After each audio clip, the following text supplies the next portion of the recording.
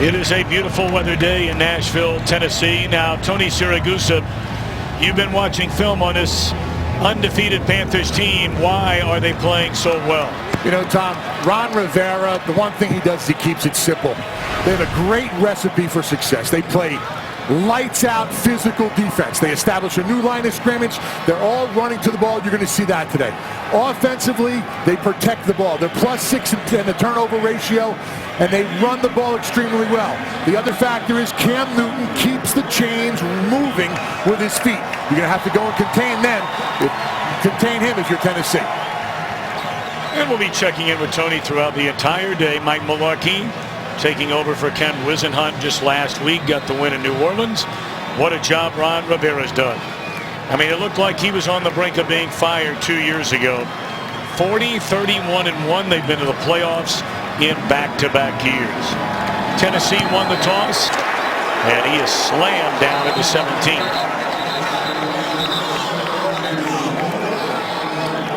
The reigning Heisman Trophy winner, #2 pick Marcus Mariota, had one of his best games in his young NFL career last week.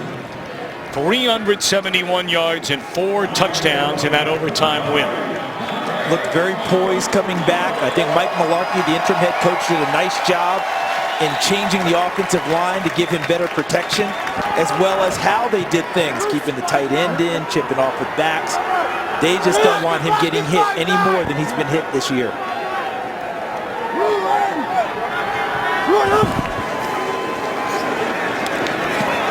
Short jump and complete, 2nd down and 10. Last time we were here, Charles, Antonio Andrews was right on the brink of taking over for Bishop Sankey, and he is now their starting and primary running back. That's because he brings a real physical element to his runs. He finishes everything that he does. Once again, without Kendall Wright today, he is inactive with a bum knee. They'll miss his speed on the outside. They're hoping Dorial Green-Beckham continues to progress at wide receiver. McCluster fumbled the ball. And it looks like he was able to fall back on top of it. Looks like a little indecision on who wanted it on that play.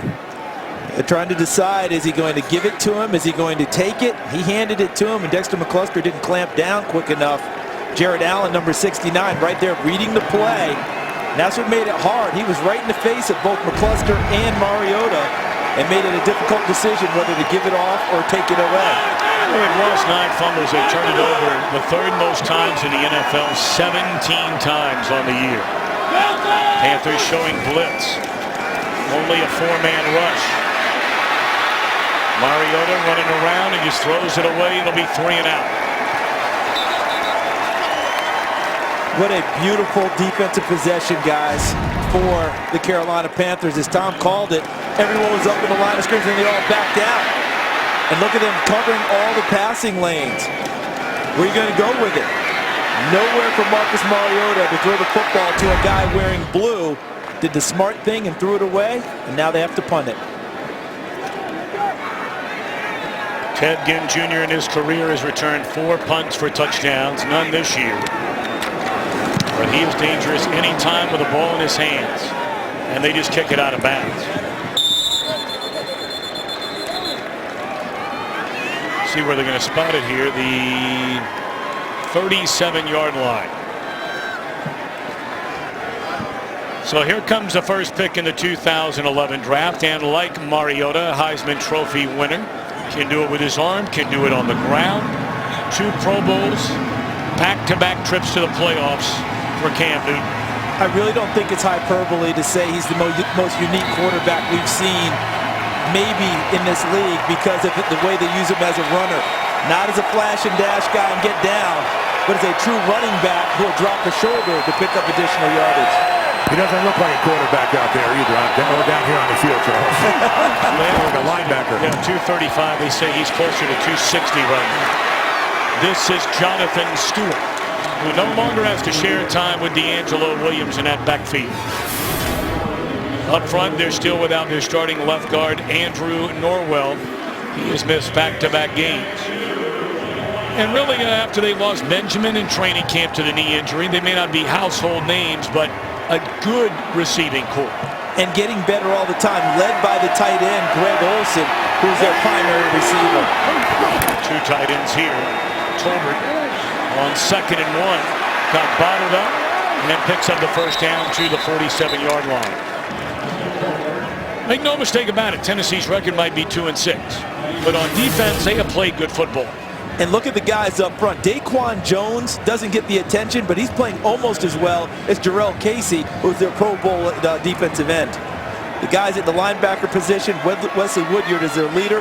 And in the backfield, that's where they have the issues. Cody Sensabaugh has to start, as does Bleedy Ray Wilson, due to injuries to their normal starters, Parrish Cox and Jason McCourty. 1st and 10. Newton looking down the field and a strike. Even with Greg Olsen falling down, he manages to make a reception to the 32-yard line. What a year Olsen is having again.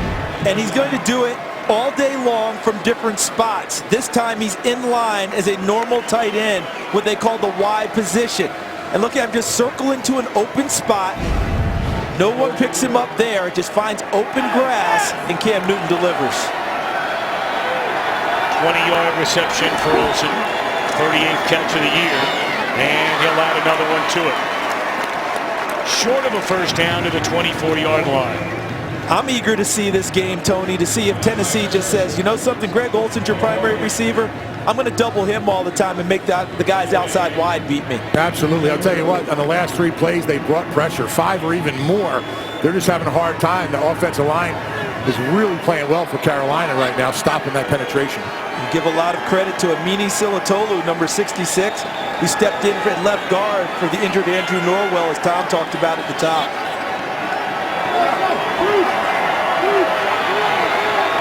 Second down and 2 at the Tennessee 24.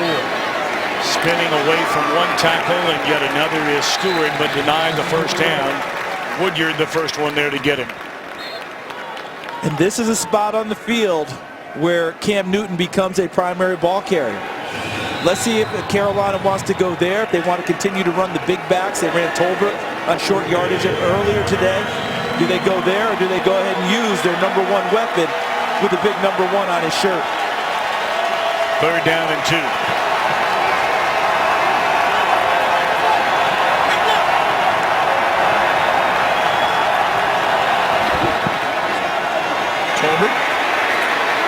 Very close to a first down. We'll see. There is a penalty flag down on the field. He appears to be short. Second straight time he was stacked up in a pile and then found a little bit of space. Last time he picked up the first down. This time it's closer. And there's another flag.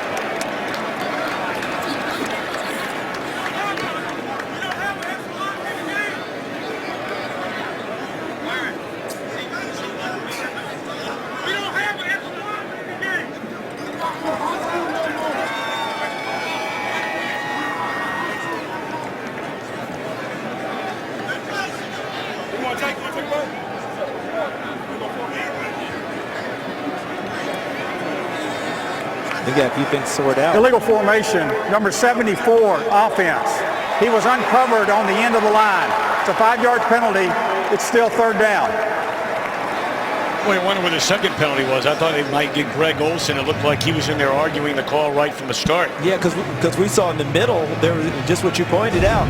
Another flag came up right in the middle while they were discussing it. There's Redmer 74 who they called the penalty on. And right there, that's the line judge, Byron Boston, throwing a second flag, but that was never discussed. All right, 3rd and 2 goes to 3rd down and 7. They're backed up to the 29-yard line. Tennessee is a pressure-type team. Look at that. No one with their hands on the ground in their formation until now. Only a 3-man rush. And there is Olsen. It's like money in the bank to the 19 and a first down. Everybody says they want to slow this guy down, yet nobody seems to do it. Tony, I don't think what anyone understands is we see Olsen here in the slot now. Remember, he was an in-line tight end before. And once again, just runs a route where he finds an open area. But he's not being doubled. He's not being hit off the line of scrimmage. It's a very strange phenomenon that the leading receiver coming into the game already has 3 catches, and none of them have really been contested.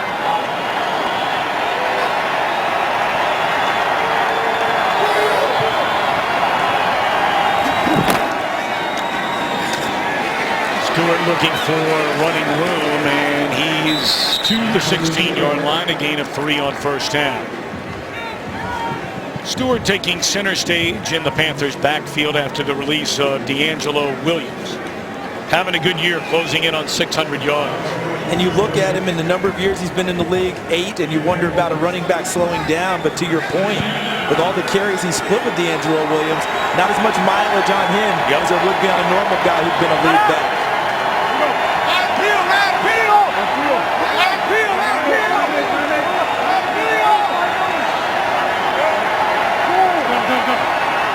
Eighth play of this Carolina drive. Stewart, running room to the end zone. Touchdown, Jonathan Stewart. What an impressive opening drive for this 8-0 Carolina Panthers team. 16 yards on the touchdown. And look at Cam Newton. He's orchestrated everything and gets them into the right play. Look at that gap. You talk about plenty of vision and a hole for him. And he runs right past Michael Griffin, number 33, and hurls his way into the end zone. A terrific start, a great drive for Carolina. Well, getting booed is Cam Newton and Stewart. They gave the ball, all the Panthers give the ball to a young kid sitting in the stands after they celebrate a touchdown. Point after is good by Graham Gano.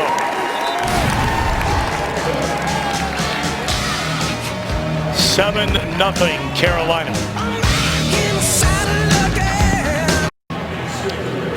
Well, it doesn't get much better than that. Newton 3 out of 3, 3 catches by Olsen. You run it for 30 yards, 7-0. Played right into who they are. A run-first football team who, when they have to throw the ball, they want to throw it to Greg Olsen first. I think my biggest surprise is watching as this season unfolds that there's not more double teaming, making it tougher on Greg Olsen to get off the line of scrimmage, because that's what they want to get the ball to. McCluster 1 yard into his own end zone across the 10, and again is denied the 20. Excellent special teams coverage by Carolina. And now some pushing and shoving going on, and more than just a little bit. Tennessee came into today determined not to back down to Carolina. Flat out determined, wanting to stand up for themselves and emboldened by their win last week. And Carolina's trying not to have an emotional letdown after the tough schedule they played and conquered recently. So we may have a few dust-ups as we go along today. Cam Newton telling his running mate, now find some kid, let's give that football away. That's the Panthers' way these days. Well done. Carolina in front 7-0, forced a 3-and-out on Tennessee's first offensive series and march right down the field for the first score of the game.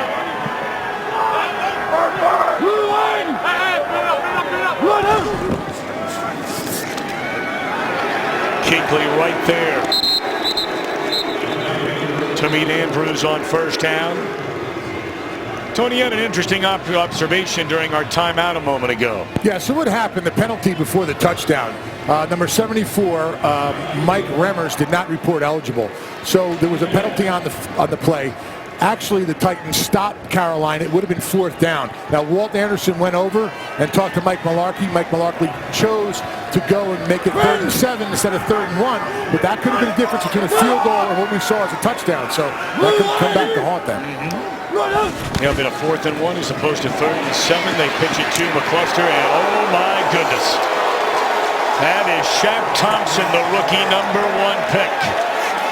And I mean, he laid a big one on McCluster. This is what we used to call, let me introduce myself, Tony. Absolutely. Now this right here is how you tackle. Right here. Wrap him up, lift him up. It's almost like a wrestling move, like a double leg takedown right there. I like how he drives his feet and doesn't let the guy with the ball, the runner, go and get any more yardage right there. That's called stone cold stopping. That's called.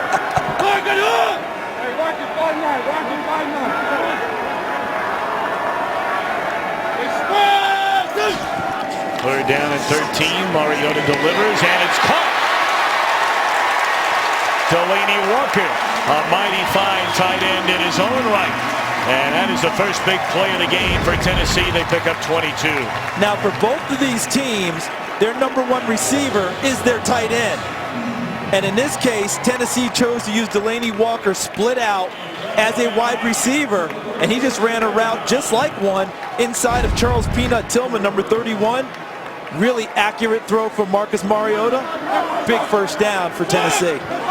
Big game last week. Big career, really, since getting the chance to play regularly out in San Francisco. Mariota, good protection. And another big hit delivered by a Carolina defender. This one by their outstanding quarterback, and he'll talk you about it after he hits you too, is Josh Norman.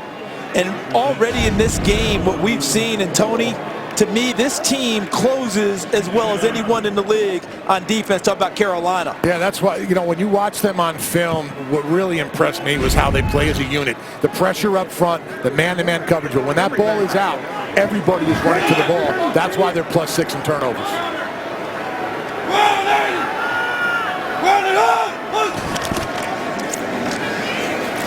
Fake it to Sankey, and oh, look out. Norman coming after Mariota there, and he ducked under a potential big hit.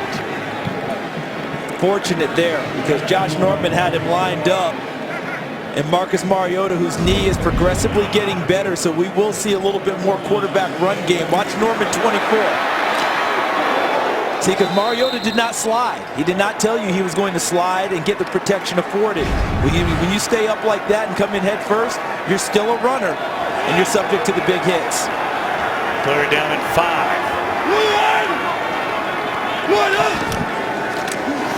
Four-man rush. Mariota steps out of there. He's going to run it. Slides in midfield for a first down. He did a lot of that, and you saw him do it, Charles, in his final year at Oregon. And I love the way he's such a quick learner. One play after not sliding and taking potentially a big-time shot from Josh Norman, he gets into open field, knows he has the first down, and look at the intelligence come into play now. Slides, protects himself. One play. Learn, quick. That's what I love about Marcus Mariota. Apparently we're having some kind of clock problem. The clock did not run at all during that last play. Now it's also, time is also kept on the field as a backup. So when they figure out that the clock didn't run, someone should have kept that on the field with their timing. And we should get an announcement saying, please reset the clock to a certain number, and off we should go. Well, you saw Mike Please Malarkey reset there. the game clock to 6:03, and it will, the game clock and the play clock, which will be reset to 25 seconds, will start on my signal. Started talking about Malarkey. You know, he had a chance in Buffalo, was there for 2 years as a head coach, 2012 in Jacksonville, thought he'd never get another chance. So they have 8 games to go, and we'll see how it goes. He may have a chance to keep this job. And he's talked about this could still be a playoff team. Remember, they're only 1 game out in the loss column in the AFC South. That will bolster your credentials to keep the job. Andrews off the right side, a real nice run on first down. That'll be a gain of 7. And that's why he has the job, guys. Bishop Sankey is more highly touted. But Antonio Andrews runs with the physicality and does such a good job in pass protection, which is paramount now with this young quarterback, that's why he has the job as the lead runner for Tennessee. Everyone's wondering what's up with Bishop Sankey? It's very simply this. Antonio Andrews has outplayed him.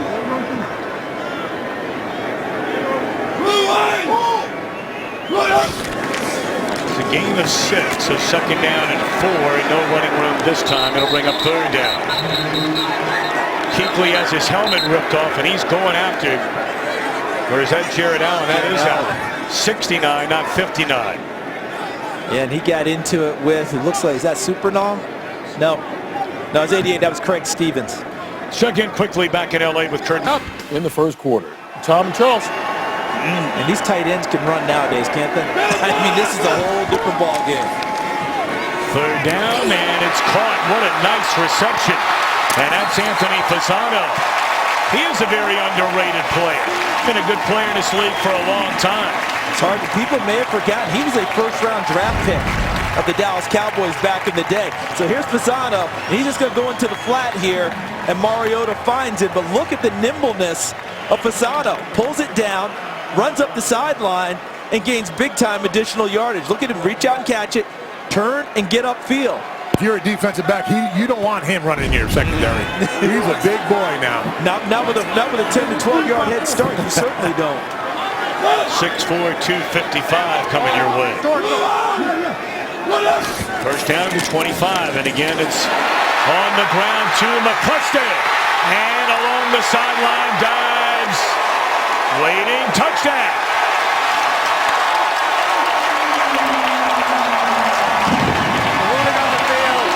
Is a touchdown.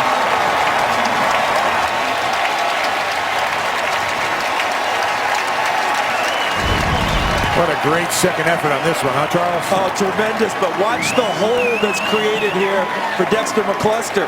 Look at this. Talk about wide open, and now he's got nothing but vision out there. He can see it. Did he step out? That's what they have to determine, because that right foot, before he launched, because the ball hits the pylon inside, that should be a touchdown if he does not step out of bounds on the sideline. You see right there at the end, Kirk Coleman trying to get to him, but the ball got to the goal line and the pylon. If he stayed in bounds, that's 6. It's a first rushing touchdown. The field is a touchdown. The previous play is under further review. Well, they review every single scoring play. If it stands, it'll be their first rushing touchdown since the 5th game of the year. We wait on the judiciary's ruling.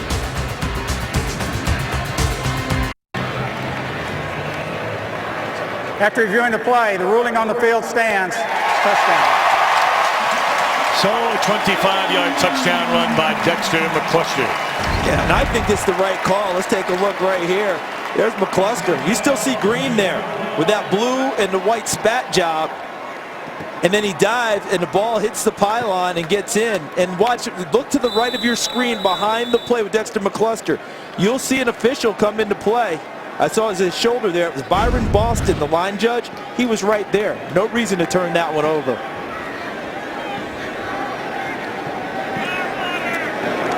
Ryan Suckup for the point after to tie it. It is good. How about that drop? 10 plays, 82 yards. McCluster finding the end zone.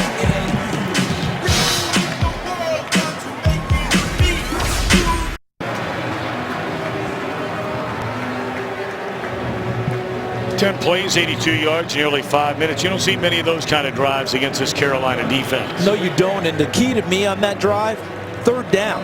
Because Tennessee struggled all year with about 34% on third downs. 3 for 3 on third down against one of the better defensive units in the league. That's why that drive ended up in the end zone. Ozzie Whitaker waiting back on the kick. And he'll take a knee. Well, the one thing about Cam Newton is he is not afraid to show his personality. He likes having a lot of fun. And you know what? After spending time with his teammates and his head coach, Ron Rivera, they are A-OK with all of it. What's the old expression? They get him. They understand it. I'm sure when he first hit the league and the veterans were checking him out, maybe there was I'm not so sure about all this. But they understand how hard he plays, how much he cares about the team. He doesn't care about stats. People think he does, and that's not the thing. His stat is 8-0, and his team gets him. So all that joy of how he plays, they're totally fine with it. Well, Ron Rivera saying yesterday, not one time has he ever walked into Mike Schuler and me and say, hey, I need more touchdown passes and more touchdown yards. Dude, let me up my percentage with some different passes. He'll throw it on first down, and there is his money man. And that is Olsen up to the 34-yard line, a gain of 14 on first down.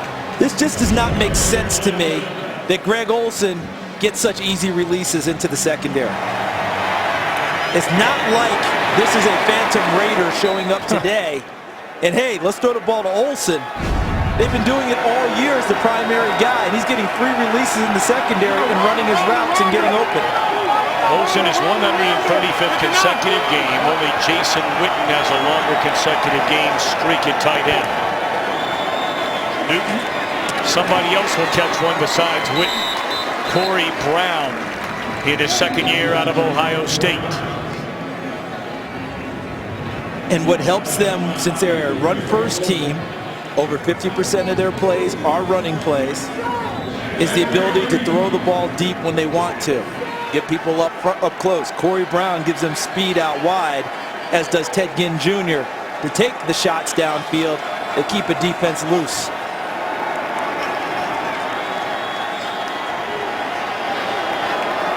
Newton 5 out of 5, 60 yards to start the afternoon. Second down and 2 from the 42. And they'll throw it. Or will they? Newton, lots of green in front of him. And he will run to the first down marker to move the chains up to the 45.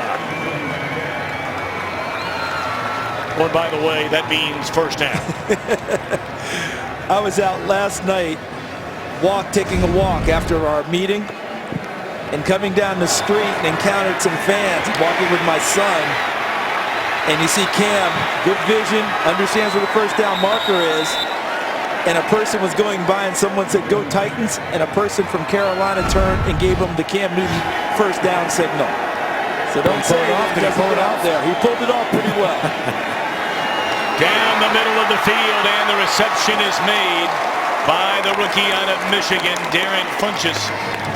He had a 52-yard reception last week and his first NFL touchdown. Watch all the way to the right, top of your screen, 17 in white. Look at him, turned number 25, Bleedy Ray Wilson, all the way around on the post move. And that ball was delivered perfectly. Right on time, right in rhythm. And Devin Funchess is making a leap now, folks. He's starting to really get into the rhythm of being an NFL receiver. He's a big man. That's a lot of man, I'm telling you. Saw him in pregame. He certainly is. 6'4", 225-pounder. And that one was read out beautifully. They were setting up a screen that looked like the Stewart. First incompletion of the game by Newton.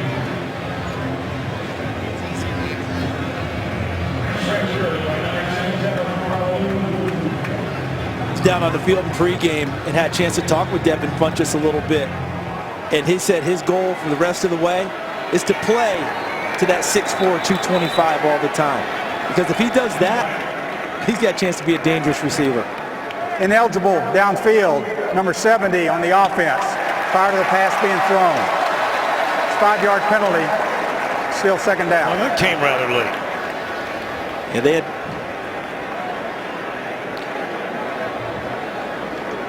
Let's send it back to Kurt Menefee in Los Angeles for a game break.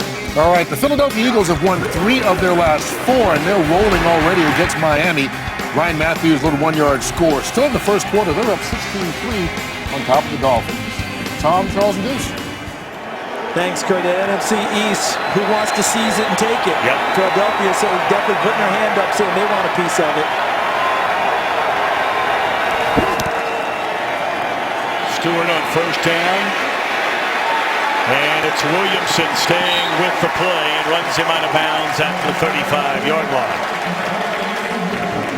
Very nice play. Was that Carl Klug, Yep. 97, who did a really nice job at defensive tackle. He can also play defensive end. Watch Klug inside, helping to stack this up. Does a nice job getting out in front, and then he stays with it, gets a hand on him first. It makes him bounce it so that Avery Williamson, 54, has a chance to finish things off. Legendary Dick LeBeau. Last 11 years a defensive coordinator with the Steelers in his first year. And his right-hand man, Ray Horton, they work very well running this Tennessee defense. Newton, what a throw. And a catch made by another former Buckeye. That's Ted Ginn Jr., a first down to the 15-yard line. That'll be the final play in what has been a very entertaining opening quarter. Fox NFL Sunday continues after a word from your local Fox station. How about this drive? We look at the key numbers from the first quarter. Tennessee jumping out, came into the game 31% on third downs, 3 of 4 in the first quarter. But look at the yards per play. Almost 10 yards a play for Carolina, and they're throwing the ball on first down. 5 pass plays, 2 runs on first down so far today. Well, again, the 19-yard reception puts it first and 10 at the Tennessee 14. Cam Newton in total charge of this offense now, doing all the orchestration and getting them into the right place. Taken one way, came back. That's Dixon, the backup tight end. How about the growth of him that we've seen over the years, guys, in terms of Cam Newton taking charge of an offense where they put it in his hands this year? Well, he had 3 touchdown passes against Green Bay, ran for another. The 15th game already in his career, with 2 or more passing touchdowns and a running touchdown. One of only 3 quarterbacks to ever reach that number in a career.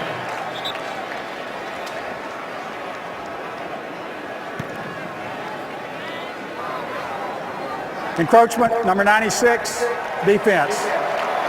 5-yard penalty, still second down. Big Al Woods jumping into the neutral zone. Trying to get a little advantage on the coming off the ball there. But you have to, because Ryan Khalil is opposite him at center, number 67, one of the best centers in the league. You need every advantage you can get when you're playing against him. He's a terrific player. 2nd and 7 becomes 2nd down and 2. Colbert back there along with Stewart in the I formation. Tony gets excited when he sees that I formation. I absolutely love it. And then they throw. Olsen, and the ball comes loose, scrambles to get it. I think they're going to say the ground caused it at the 1-yard line.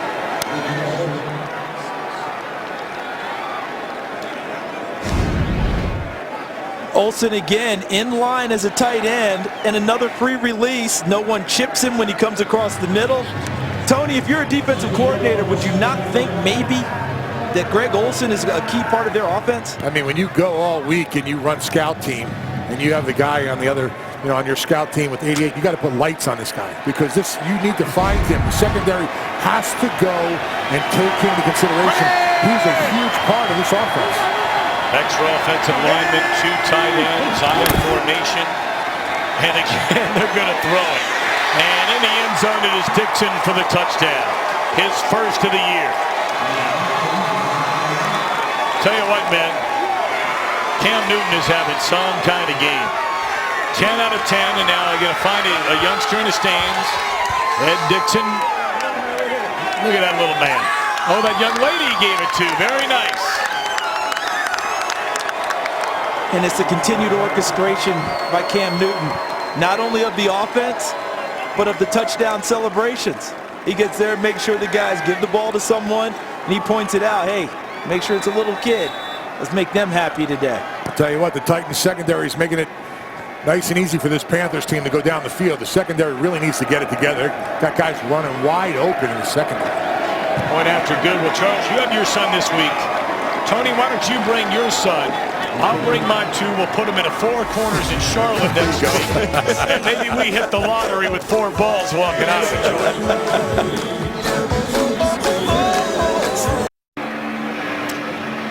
Well, at least a career high to start a game for Cam Newton. 10 out of 10, 115 yards.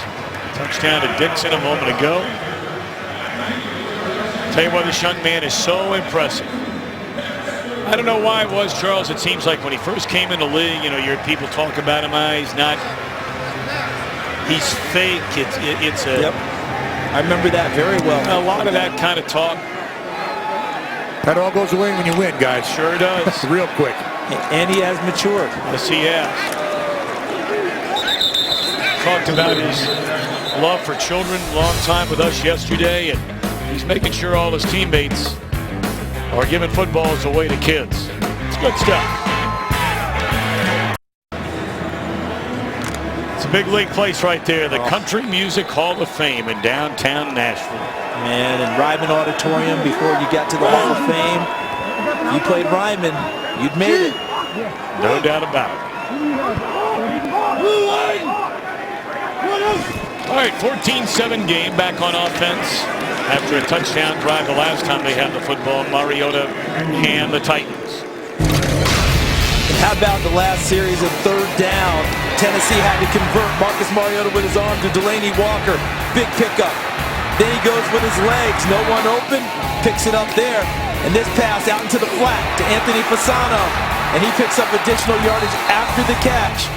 3 of 3 on 3rd downs. This young man keeping Tennessee in the ball game.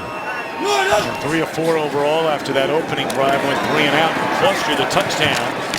And he's up to the 25. It'll bring up 3rd down and 4. So another 3rd down. You know, on our pregame show today, our guys were talking about Marcus Mariota, Jameis Winston. Who do you like? Who's this? Who's that? Who do you like? Listen, I love them both, and I'm not going to ride the fence. Winston is playing over his last 4 games as well as you could play. I mean, it's big time. But this kid here, he's just as special because we thought he wasn't a pocket guy. And he's doing most of his damage from the pocket in his young career. He adapts and picks up things so quickly. It's amazing watching him mature and grow. 3rd down, and there's McCluster again. He beat Kuechly, and a 1st down up to the 37-yard line. There's him sitting in the pocket right there, Charles. And Charles, you wonder if the knee injury has not forced him a little bit now to stay in that pocket. It has helped with that. I think he's healthy as he's been since the knee injury, so we've seen him take off and go. But I think he's learned how to be more selective. And Tony, I think you're right about that. That knee injury has forced him to be even more of a pocket guy and be more judicious before he takes off.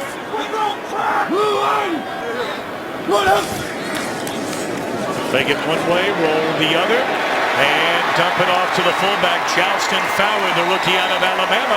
And that is a 14-yard gain across midfield. And I think that Carolina is going to get the memo, and if they haven't already, they've got to figure it out.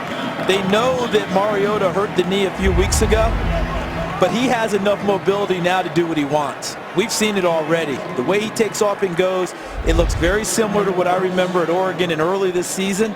I just think that Tony's point is well taken. They're going to be a little more selective on when they take him out of the pocket and turn him loose running downfield.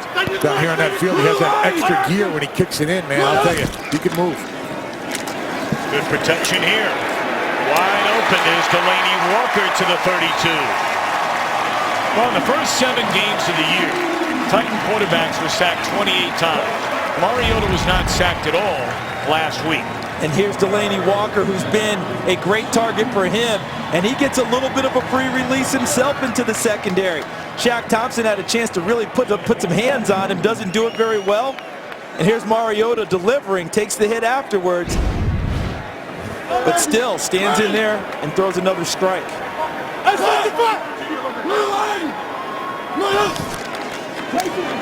First down, Andrews tries to cut it back to the inside, and Kuechly runs him down at the line of scrimmage. And you can hear the Carolina Panthers faithful that made this trip. Their favorite cry is Luke, and they draw it out well for each tackle he makes, which means they do it a lot. Look at this, 528 career. Tony, 528 since 2012 in terms of tackles. That's amazing. And he missed 3 games this year due to a concussion.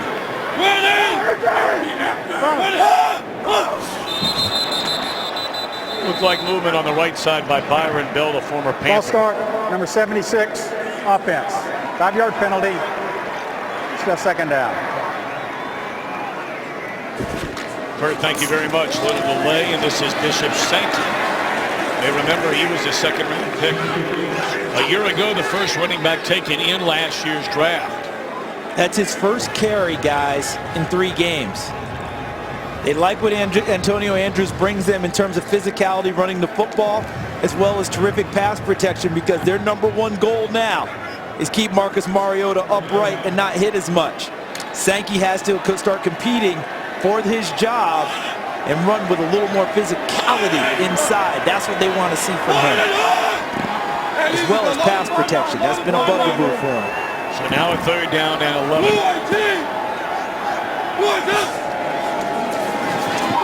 Mariota gets rid of it. Catch is made, but short of a first down by the former Falcon, Harry Douglas. And out comes the field goal unit. So another good drive. Another good drive for Tennessee, but you can see how important it is for Mike Mularkey to have that ball out of the hands of Marcus Mariota. Even on a down and distance that you want to take maybe a longer drop and a little bit more time to throw the ball, they want the ball out of his hands quickly. They do not want him getting hit the way he was earlier this year. Out of those 26 sacks Tom cited, Tony, took 19. Yeah, and that offsides penalty cost him the 5. Would have been first down on that play. 45-yard field goal try by Succa. And it is good. It's been a good game. Very good starts for Newton and Mariota. Cam gets the football when we return. Look at me now. Mariota 7 out of 10 so far today. 14-10 game. Carolina in front. Cam Newton has been perfect today. 10 out of 10. And half of those targets and catches have been to his main man, Greg Olsen. Both teams moving the ball well offensively so far today.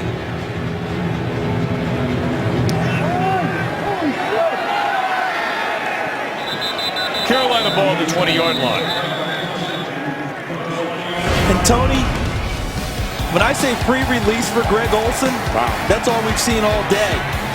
I mean, at some point defensively, you know, I question, do they have somebody who can cover? You got to get a guy like a Brian Orakpo, somebody on the line of scrimmage to disrupt, you know, his route running right now. You got to get physical with a guy like this.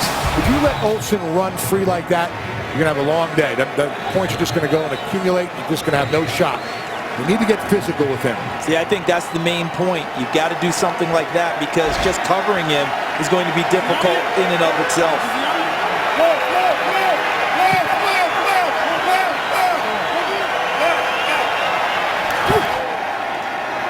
Stewart off the left side is ridden down by Zach Brown. 4-yard gain. A little misdirection there. We're seeing some of that from Carolina. Seeing how they take the ball and move it one way and then have the runner cut back.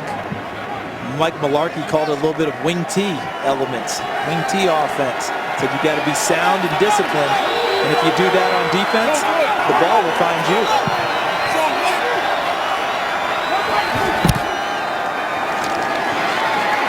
Cam took it himself and very close to a first down. Did he get to the 30-yard line? It looked like he did. A little reminder coming up tomorrow, we've got Cops on the Edge, Evil Alliances, an army of assassins. No back alley throwdown. Gotham, Rise of the Villains. All new tomorrow right here on Fox. I tell you, that is pretty true to the original Gotham City Batman comics. Very dark. People think, you know, it's that campy stuff we saw in the 60s. This is truer to the original premise. What a strange looking character in that show. Cam did not get the first down, and now he does. Third down the foot. You know, being a nose guard, you know, when I came into this league, if you get a guy like Cam Newton running a quarterback sneak, how do you stop him? The size of his body, the size of his legs, the length of how he can go and stretch the ball out. I mean, he's bigger than some of them offensive linemen, it looks like. He just gets low like this and drives. Even if you're the low man and leverage, it's difficult, isn't it? Man, I don't know what I would do. Right now, we just applaud. Exactly. Or cry if you're rooting for the other team. And another completed pass. And again, Dixon, the backup tight end. 11 of 11 is Cam Newton so far today. That offensive line for Carolina giving Cam Newton all the time he needs to look downfield. Guys wide open. They're playing great today against a good defensive line from Tennessee. 17-yard gain. It is at the 47-yard line. First down for Carolina. Down the field into traffic. Had an eye on Ted Ginn Jr. So for the first time today, an incompletion by Cam Newton. And nice coverage by Cody Sensabaugh, number 24. He made a play on the football. This wasn't an incompletion just because they didn't connect. This was an incompletion because Cody Sensabaugh was right on the hip of Ted Ginn and makes a play on the football and helps force it. And you see also coming underneath and wearing number 55, that was Zach Brown falling back into coverage from his linebacker position.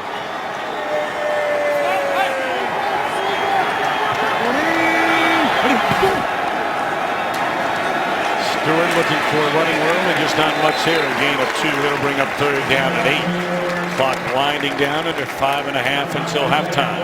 At the top of the show, I described the Carolina Panthers as a team that knows who they are. And they understand this is the best way we can win football games. Run the ball, throw it to our primary targets, meaning tight ends, occasionally downfield to wide receivers, Cam Newton as a running back as well as a quarterback, and they're very comfortable with it, and that's so different from everyone else in this league.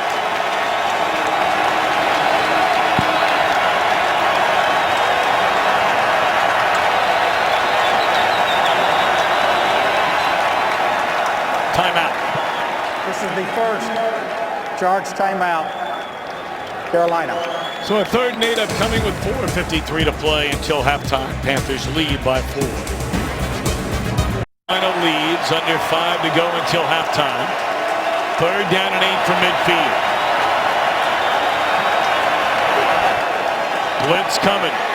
And Newton dropped to the 40.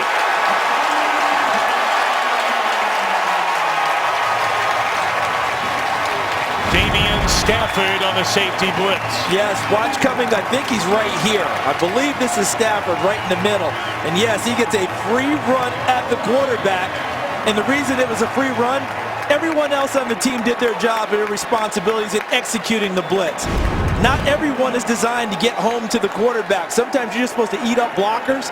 His team selflessly gave themselves up, and Stafford was the beneficiary, and the team results with a big sack on that play.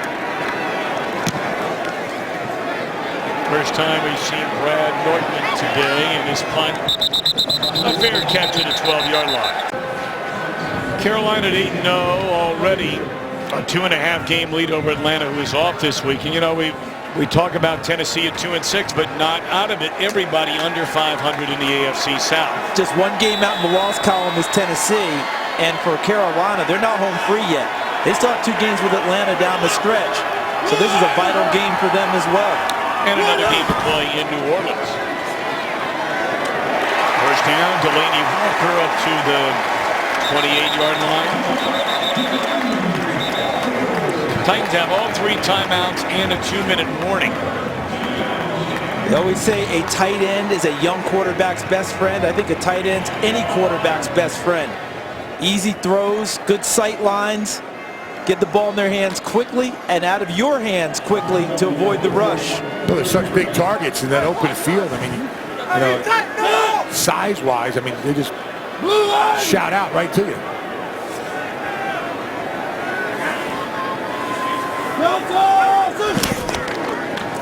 Turn around and hand it to Andrews, stunned down by K'Wan Short in his 3rd year out of Purdue, really having an outstanding year. And remember, he was in the same draft with star Lotulelei.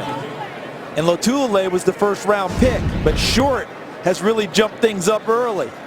Watch in the middle here. K'Wan Short goes right through the attempted block of Joe Looney, 78, right through his shoulder pad area, and gets right into the backfield to spill the play. Short was the NFC's Defensive Player of the Month in October. Had 5 sacks, has 6 on the year. Mariota to run it, and slides down. Contact was made by Kurt Coleman, no penalty flag, just short of a 1st down. And this is a tough judgment call for the officials. We saw something similar last week, didn't we, with St. Louis and Minnesota? Yeah. He's going into a slide, and he's actually losing the football, has to get the football back as he goes down, and the tackle executed over the top by Kurt Coleman. He was going into an obvious slide. Well, they're going to get this play off 3rd and 2 before the 2-minute warning. The answer is no. Just now they realize that.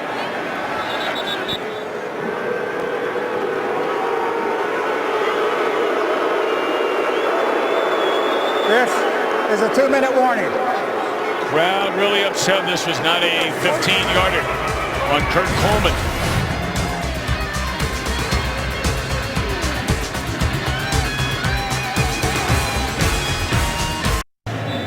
Get apps, video, and more at iTunes.com/NFL. Well, after the slide by Mariota, 3rd down and a long yard. We'll check him and Mike Pereira here in a moment. We did that game last week where LaMarcus Joyner hit Teddy Bridgewater. drawing a flag and knocking Bridgewater out of the game on 3rd and a yard. I don't know if Dexter McCluster got it. I don't think that he did. I think he's short by a decent amount.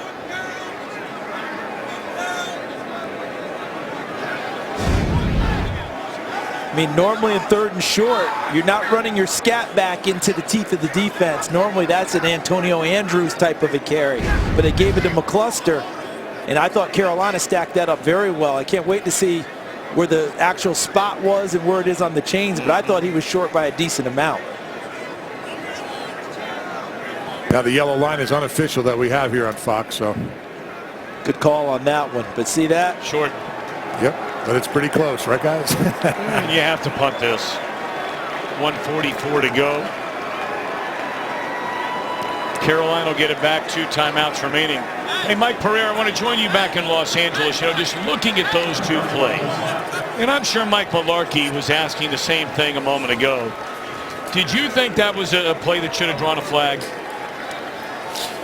No, I'll tell you, I didn't. For one thing, you know, a lot of the quarterback slides are late slides, and what the officials are told is even though it's a late slide, it's only going to be a foul if you lead with the helmet and make contact with the crown of your helmet, or you go to the head or neck area with your shoulder or forearm, and neither in that case I don't think happened. So to me, they were right not throwing the flag in the situation. I agree with you. You know, we were talking after looking at that, but the Joyner play, he went in with a forearm, he went in with the elbow, made contact with Bridgewater's head. Coleman did nothing like that on that last play, and look out, Ted Ginn Jr., one of the fastest men in football, and he will take it the distance, Ted Ginn Jr. And there is a penalty flag all the way back to the 20-yard line.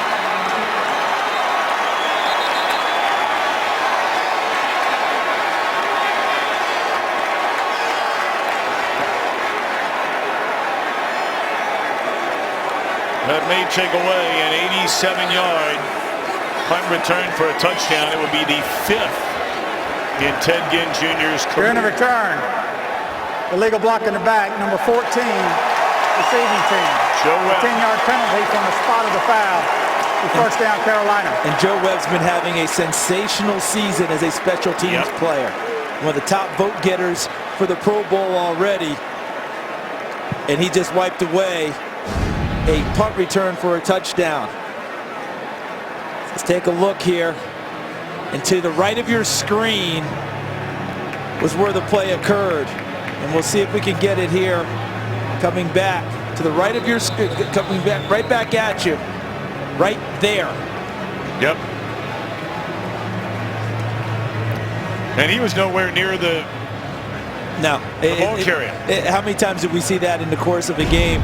The guy that's farthest away or not really impacting where the play is occurring, trying to help out, ends up getting the flag, and it brings it back. Tennessee saved on that play. All righty, so we have 1 minute left to go. Panthers with 2 timeouts remaining.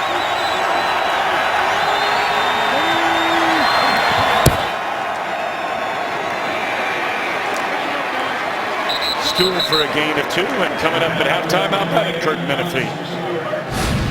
Coming up at halftime, Johnny Football gets another start for the Browns in Pittsburgh.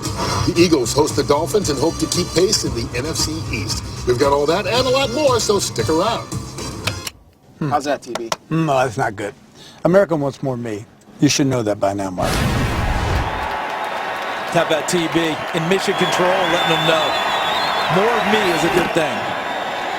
Another running play and slam behind the line of scrimmage is Stewart by Daquan Jones. And that'll be the final play, or is it? Stewart slow to get up.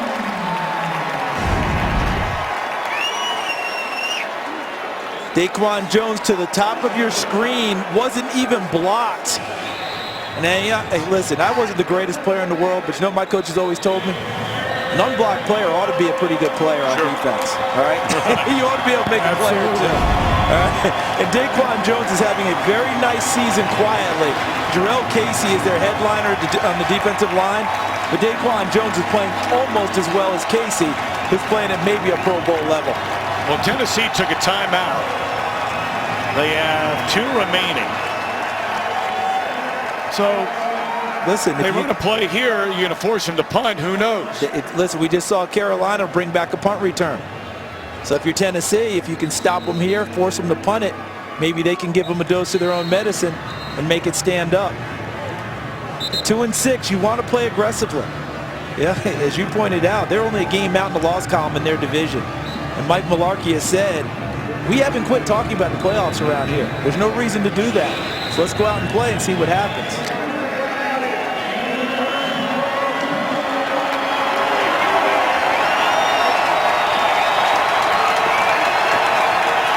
Third down at 12. We need to get to the 24-yard line.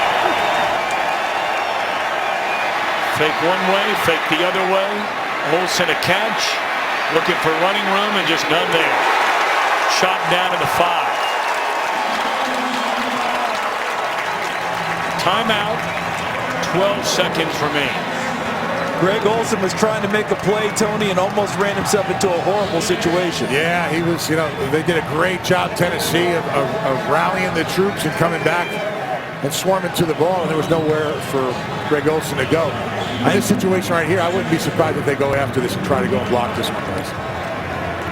Why not? 12 seconds to go in the half. Yeah, force them into a bad situation. How much worse can you feel? I mean, field position's pretty good to begin with. I'm with you. You take your shot trying to get one.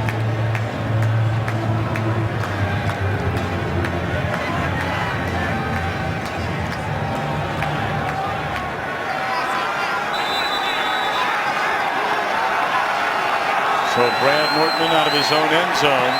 McCluster right in midfield.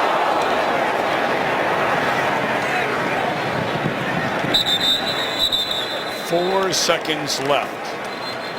Well, there's a new tradition in college basketball. The Gavitt tip-off games. The Big East against the Big Ten for 4 days. It begins November the 17th. That's this week. Nebraska against Villanova. Only on Fox Sports 1. Villanova ranked number 11. And maybe the best dressed coach in America, Jay Wright. Yes. That man is dapper. And by the way, he can coach.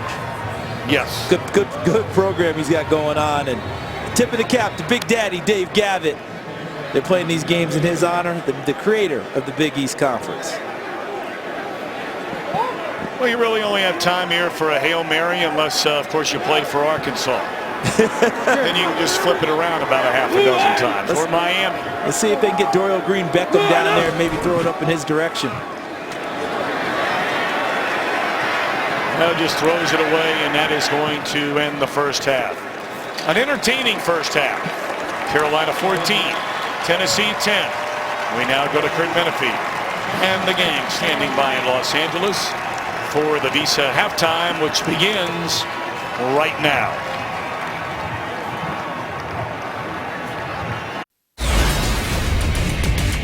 The excitement brought to you by Nissan.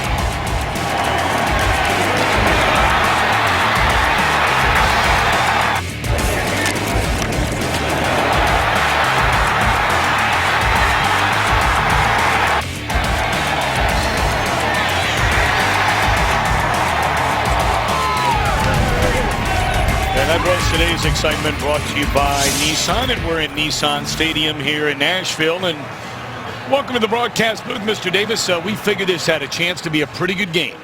Naturally, you're going to think Carolina 8-0, another team 2-6 at Tennessee. Big favorites, Carolina, but Tennessee's a confident-looking team right now. Been a good first half. It's almost like they took that deep breath, cleansing breath. No one likes to see anyone lose their job, but they seem to be a lot looser, playing a lot freer when they go out and do things. And, of course, the win last week helped them do that. What I'm looking for in the second half to see which deep. Whitaker up to the 21-yard line, and let's check in. There's a penalty flag down. I tell you what, there's a lot of pushing and shoving and jawing going on, really, since the opening kickoff of this game. Yeah, it's definitely a no back down game for either team.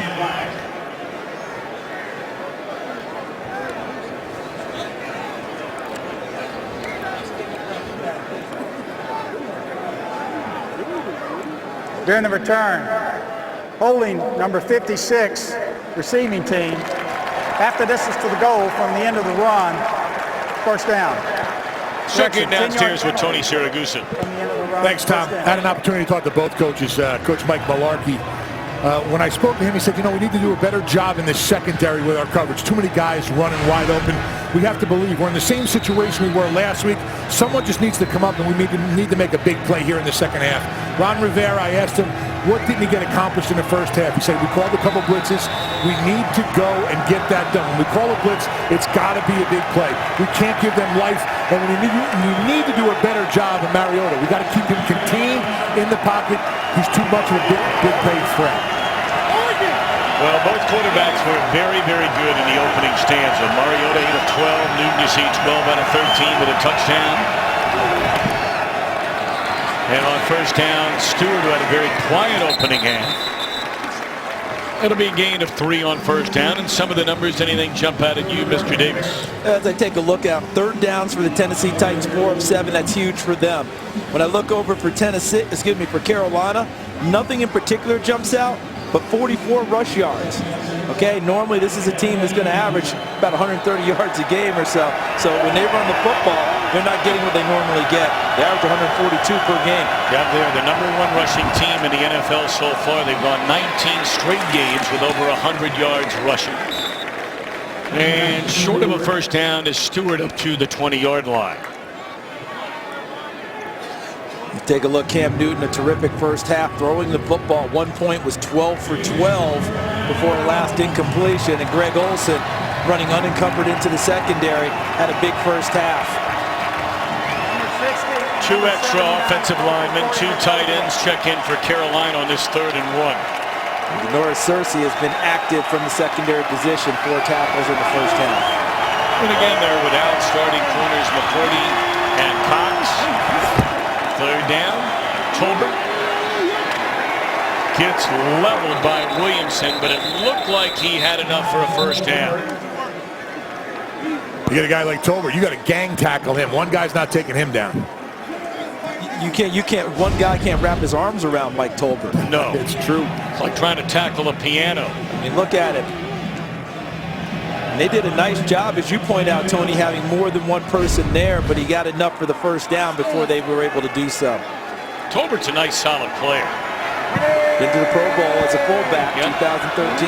Been a good player a long time. First with San Diego, and now a little closer to home where he played collegiately. Cam avoids a sack, but then is caught from behind. That's a great job by Michael Griffin, as you said, Tom. You got to be relentless. You got to keep coming after a guy like this. Let's take a look at where he was going first with the football. They were going for the big one downfield. They wanted Ted Ginn, but it was well covered, so when he pulled it down, then from the backside, why did Michael Griffin get him from the backside? Tony, as you talked about, the blitzing of Tennessee. That's it. They had Michael Griffin on a blitz, didn't get home at first, but because they covered well in the secondary, they were able to get him on the second move. The big plays come on defense when you're relentless. It's a loss of 7, so 2nd down and 17 and a timeout. This is the first charge timeout, Carolina.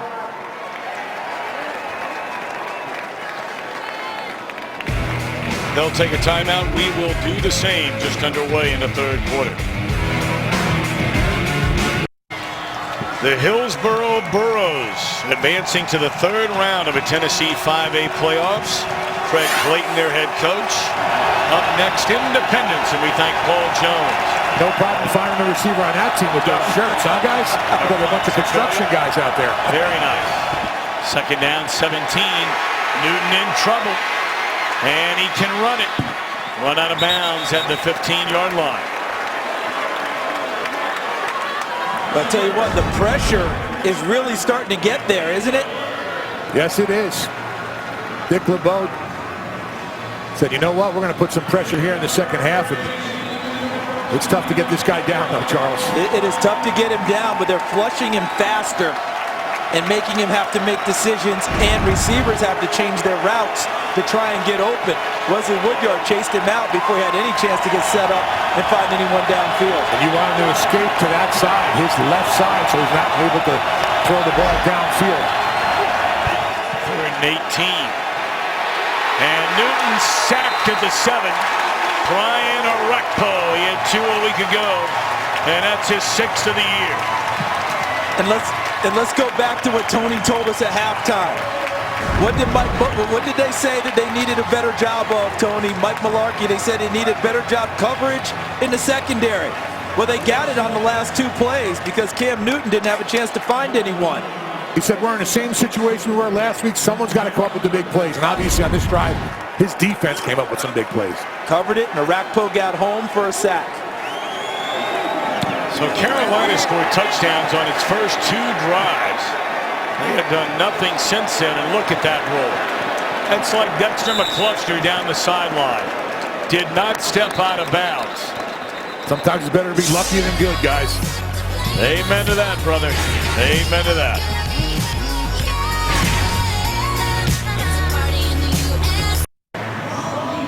Well, you be the judge. Did this ball hit out of bounds?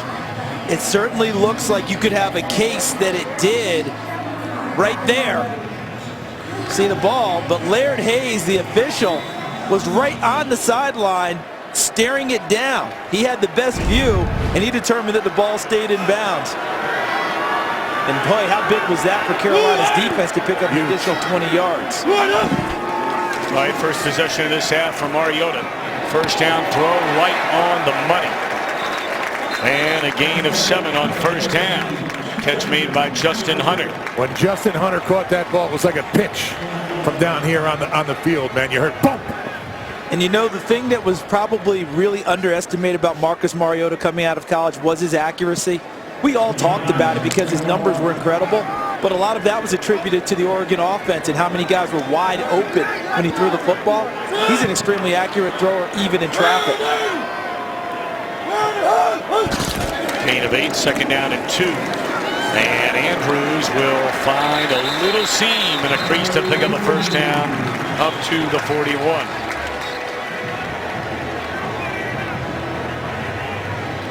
Well, in the first half, we were talking a little bit about Cam Newton and his orchestration of the offense, how he has full control of things. Marcus Mariota is a very young rookie quarterback, but he is in charge of his offense as well. Not to the extent that Newton is just yet. That comes with time. But on the other side, Luke Kuechly, the all-pro middle linebacker, is in total charge of Carolina's defense. Woo, that was a hit right there now. Star Lotulelei coming down to make the tackle. You like those, don't you, T? Oh, man, I'll tell you, collisions, you live for them. I'll tell you, when you're a defensive lineman, you want to hear that pads cracking. He comes through the line of scrimmage and boom. And Tony, K'Wan Short's getting all the attention right now, and Lotulelei went ahead of him in the draft.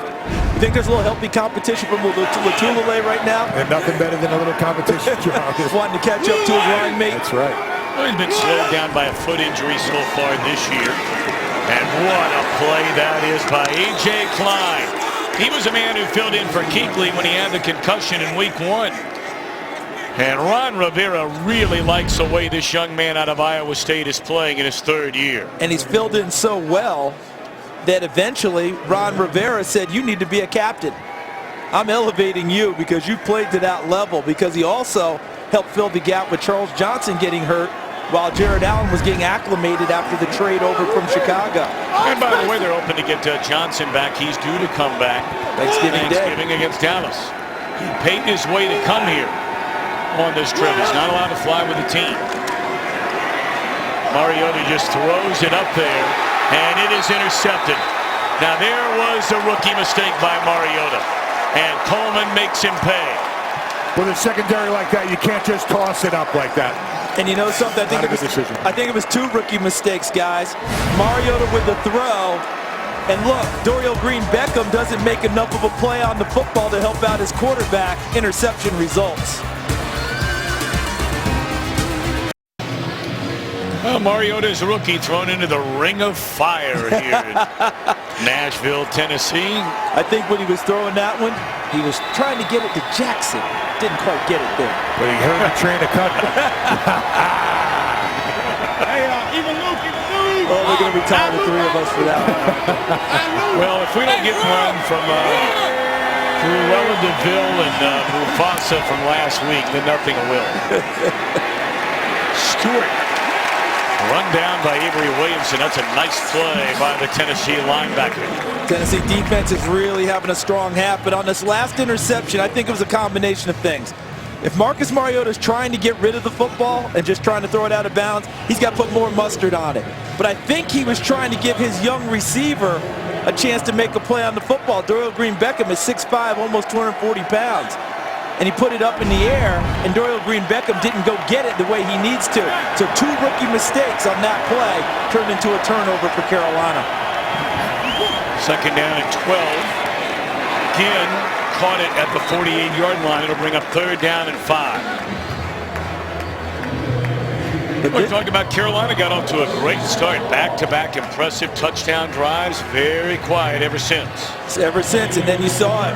Touchdown, touchdown, and punt, punt, punt. And right now in the second half, Tennessee's defense has been doing the dictating to Carolina's offense.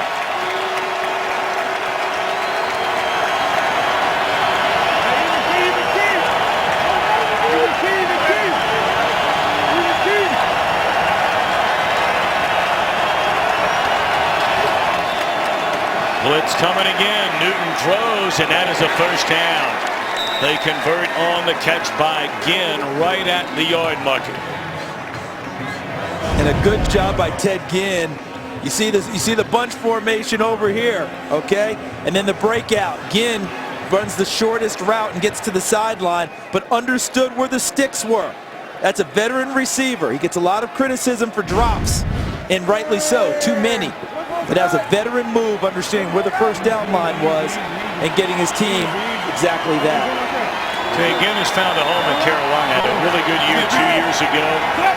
Left to go to Arizona last year and back playing well again for the Panthers this year. Well, after the 1-yard gain, let's check in Los Angeles for the first time today with our buddy Mike Hill. Thanks, Tom. Lions trying to win at Green Bay for the first time since '91. This helps. Samir Abdullah, second half kickoff, takes it 5 yards deep inside his own end zone, and he's going 104 yards down inside his own one before he's tackled. Brandon Pettigrew will later score on a 2-yard catch from Matthew Stafford. The extra point, no good, however. Lions up 9-3 in the third. Green Bay is struggling, guys. Boy, are they That's an exciting youngster, that Samir Abdullah. When he learns to hold on to the football consistently, he's really going to do some damage in this league. Green Bay was dominated for 3 quarters last week by this Panther team. High snap, and Newton's just going to throw it away. See, they can take that piece of tape right there if you're Tennessee and say, Marcus, if we're going to get rid of it, this is how we get rid of it. Go back to the interception by Mariota. If you're going to get rid of it and not try and make a play, you got to get it way over the sideline. And Cam Newton, with his strength, even with Woodyard all over him, is able to get that done and avoid the loss of yardage. Third down and 9 at the Tennessee 45-yard line. See what they dial up this time. Dick LeBeau and Ray Horton have really found a good pressure package to hurt Carolina in the second half. The secondary's got to defend that yellow line now. Here they come. Newton throws a jump ball to Conchery and no chance. So again, Carolina will send out the punt team. And the front coordinated with the back. Watch the pressure coming here, but the secondary also does a nice job of covering. Because that's Cody Riggs, number 37, whose playing time has really gone up with the injuries in recent weeks to some other corners. All over Conchery on that play. No chance to fit that one in.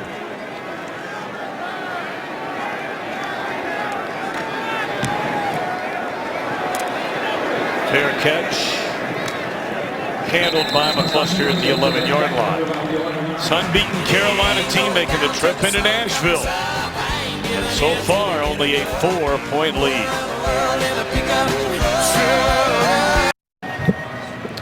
It's been a good day for both of these quarterbacks. Cam had the fast start, but they have really been slowed down ever since. Really think Dick LeBeau and Ray Horton, the guys coordinating the Tennessee defense, have found a terrific pressure package that's working against Carolina so far. The biggest one is they're not allowing them to run the football and gash them on the early downs.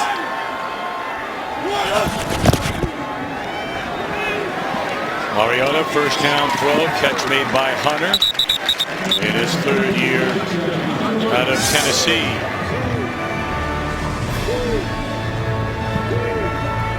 It's our NFL salute to service for supporting the Pat Tillman Foundation, USO, and the Wounded Warrior Project. To learn more, log on to NFL.com/salute. Love the respect these guys are giving all of our people who are in the armed forces and serving for us. Love seeing them greet them before the ball game, give them the respect they deserve. Yeah, we thank them very much. Antonio Andrews up to the 20-yard line. He'll be about a yard short of a first down, tackled by Norman. I think Tennessee is sneaky in running the football. They've gotten some pretty decent, consistent gains throughout this game, trying to tamp down some of that pass rush pressure that Carolina's brought at people all year long. They struggled early with it, but they seem to be finding some cracks as this game has gone on. Too tight package. Fasano and Stevenson.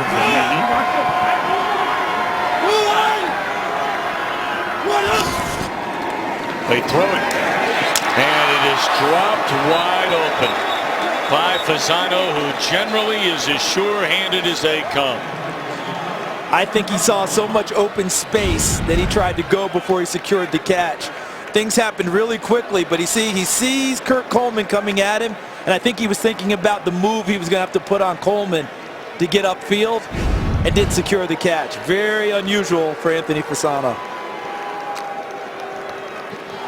That was a huge play right there, guys. Sure was. Field position-wise.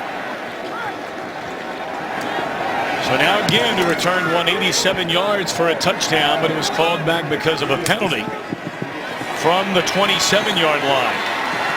And a good return by Ginn up to the 40. We'll see if Newton and the Panthers can get anything going against this Titan D. First time in NFL history, 3 teams 8-0 to begin the year. We know about Tom Brady and the Patriots averaging nearly 35 a game. The Bengals, will see them in 2 weeks. Is this the year Andy Dalton has come of age? Cam Newton and the Panthers leading the league in rushing yards. Never have 3 teams started a season 9-0. New England plays the Giants later. First down throw, and Ginn heard footsteps. And a penalty is thrown as Denoris Searcy appeared to make a blow to the head on Ted Ginn Jr. Because he covered it well, and Ginn knows he's coming, and he tries to do the right thing by leading with the shoulder, but he's up high in the target area, and that's the hard part, because Personal I'll bet foul, you unnecessary roughness, number 21 defense, contact to the head and neck area, 15-yard penalty from the previous spot, first down Carolina. And he's trying to do the right thing, but the problem is the target area always changes, and so where he's targeting Ginn, and now Ginn drops down and he's up high, it's the correct call. It's exactly the letter of the call. It wasn't helmet to helmet. It was just that he was up in the neck and shoulder area. That's the problem. It's tough as a defender to go and know where the receiver's going to be. Target area changes on you in the course of the play, and that's what ended up happening there. And Ted Ginn absorbed the brunt of it, and a first down for Carolina. It's a 15-yard penalty, ball up the Tennessee 44-yard line.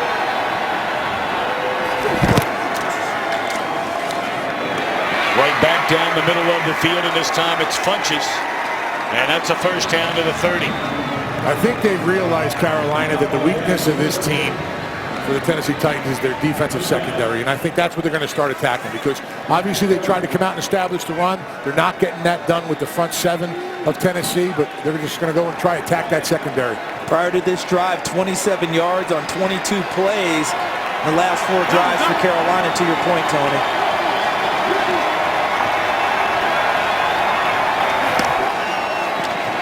Blitz coming. Newton looking for Ginn and overthrows. And because the character of Carolina's team is what? Run the ball first. They're trying to do heavy play action stuff. Still trying to freeze Tennessee before throwing the football. You notice the last couple of throws that Cam Newton's completed. Play action, hard play action. Get the ball out of his hands quickly. Quick slants. Quick dig routes inside to the receivers. Carolina only has 54 rushing yards today, and again they have a stretch of 19 in a row where they have run for 100 or more.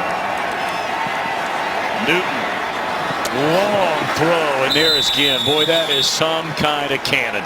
You know, when they don't bring the fifth guy or a blitz on Cam Newton, he has all day in the pocket, and that's when these secondary guys, these defensive backs are just getting beat. And Tony, Mike Remmers, who is an undrafted free agent at right tackle, really does a nice job helping protect Cam Newton. They all do. But he's got the front side part with Jared Morgan, one of their best pass rushers, in the face of Newton, and he keeps him well away so he can deliver the ball. First down at the 18, they put it in the hands of Stewart. And that'll be a gain of close to 6 on first down. See, this is where the drop by Fasano really comes into play, doesn't it? You guys noted it about field position, and they ended up getting the ball, and it helps the drive. Tennessee would have had a drive continuing, and at worst change field position. Instead, here's Carolina knocking on the door.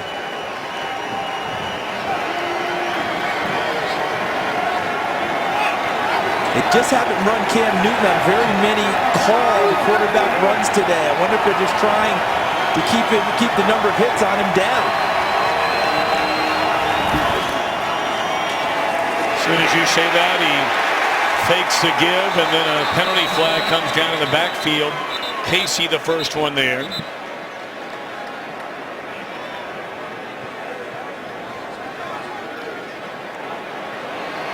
Got to be face masks that look like on Cam Newton.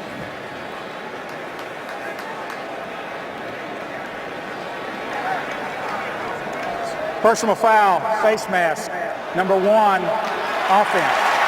15-yard penalty. Should we fit you for a strike shirt, Tony? Second down. Well, I'm right here, 20 yards away. When he goes down, you could stiff arm in the face, but you can't grab the mask. You see him grab the mask right there? Right there. And affect the neck. That's something you can't do. That's one rule that goes against the quarterback. Yes. Would that be the only rule? That's about it. There's a big halo around him and a big spear. Can't go in that area, but they will get called.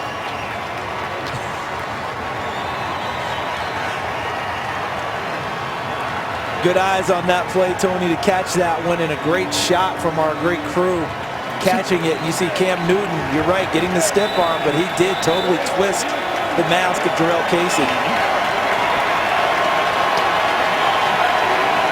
So they were inside the 20. Now they're pushed back too close to the 30-yard line. Need to get to the 8 to get a first down. And they're going the wrong way. And that's the pressure we talked about. You know, you're bringing the linebacker on that. You got 5 guys. They're not getting there with 4. But when they bring that extra guy, you put a little bit more stress on that offensive line. And this is when they're finding the big plays happening for Tennessee. See how they're changing up the blocking assignments as well?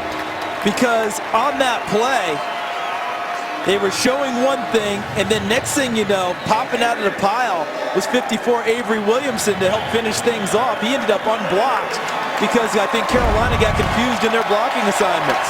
David Bass also applying the pressure there, part of that sack. So now 3rd and a mile. Newton steps up. Catch is made by Cotchery. Was that a ball fumble? was out? No, they're saying he was down at the 30. So this would be right at a 48-yard field goal attempt by Graham Gano. But you can definitely see the intensity of the Tennessee defense. Look at the swarm getting to them at the end, getting the Cotchery at the end of the play. Yes, he goes down. Ground causes the ball to come out. But B.W. Webb, 38 on the scene. Cody Riggs, 37, and then a host of other blue shirts got there too. Long on the year by Gano is 52. This one from 48, and it is good. I think a challenge flag was thrown as to whether or not that was a fumble by Mike Mularkey. Well, there should be.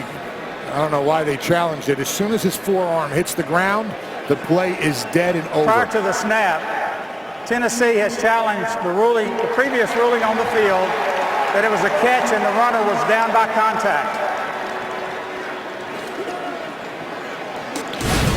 All right, well, they're going to take a look at it.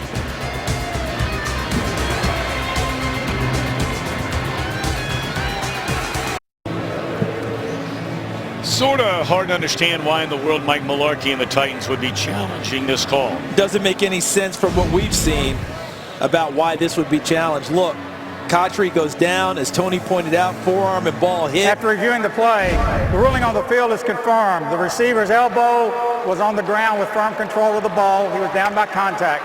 Tennessee will be charged with its first timeout. Please reset the game clock to 28 seconds. So whoever's in charge of that upstairs, they may have a different assignment going forward, because that wasn't even close. And that was the angle we showed going into it anyway. So I don't understand that part. The only thing that can bail him out now is if they miss the field goal, he can say, hey, we iced the kicker. That's it. There you go. Because he made it a moment ago from 48 yards away. This is Graham Gano. And it is hammered right down the can. So for the first time since back-to-back drives to begin the game, Panthers come away with points, this time a field goal, but Tennessee hanging in there. Dick LeBeau and Ray Horton have done an excellent job since those first two drives defending Cam Newton and the Panthers. My biggest concern in the first half, as you heard me say multiple times, was that Greg Olsen was running free as the tight end going into the secondary. Well, the Titans were trying to put their pressure package on and leaving him free, hoping to get to the quarterback. In the second half, we haven't mentioned Greg Olsen's name because the pressure package is actually working. They're getting to the quarterback. So chipping the tight end, stopping him, isn't the same deal. They've taken care of it by getting to Newton and erasing the passing play.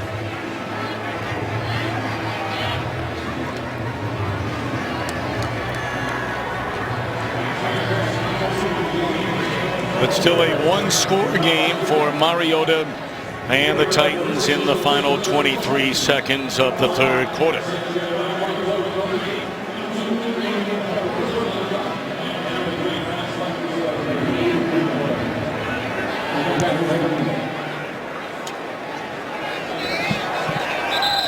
Through the back of the end zone, it's first down from the 20, and the notorious Conor McGregor has taken over this season of The Ultimate Fighter. They call me an instigator. What the? A troublemaker. A wild card and a rebel. So don't miss an all-new Ultimate Fire Wednesdays only on FS1. Hey, I'm telling you guys, he needs to call me because he needs to start trademarking his new nickname, the notorious C. McG. His people will be in touch, Charles. Sometime around never. Roman Harper finishing off the ball carrier Andrews on first down. That'll be a final play of the third quarter. 14-10 at halftime, 17-10 as we're off to the fourth. NFL on Fox will continue after these messages. And a word from your local Fox station. Will Newton and the Panthers stay unbeaten?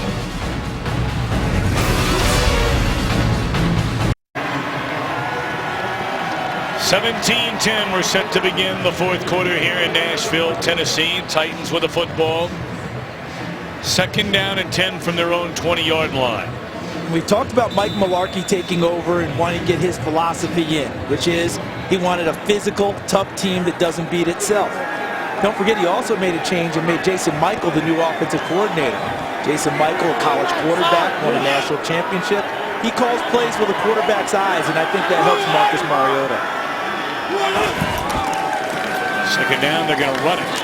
And just not much room there. That is Sankey.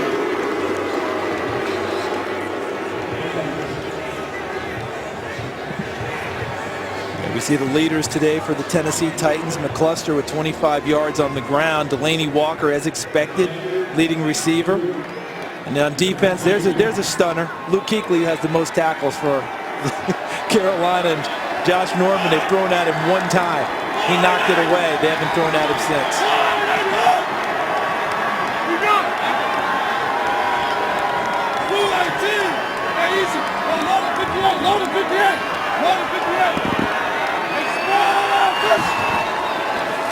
Bobbled snap, ball is loose. And Mariota over to pick it up. But he is sacked all the way back to the 10-yard line, and now they have to punt it. Carolina does a really nice job of showing blitz right up in Mariota's face, and he doesn't know. He keeps calling different protections and was running out of time, and then the bad snap. I mean, just a bad series right there for them. Yeah, they showed it and backed out, and I wonder with all the orchestration he was going through, calling who the mic was, getting the protection set, if that distracted him a little because the snap was not a poor one.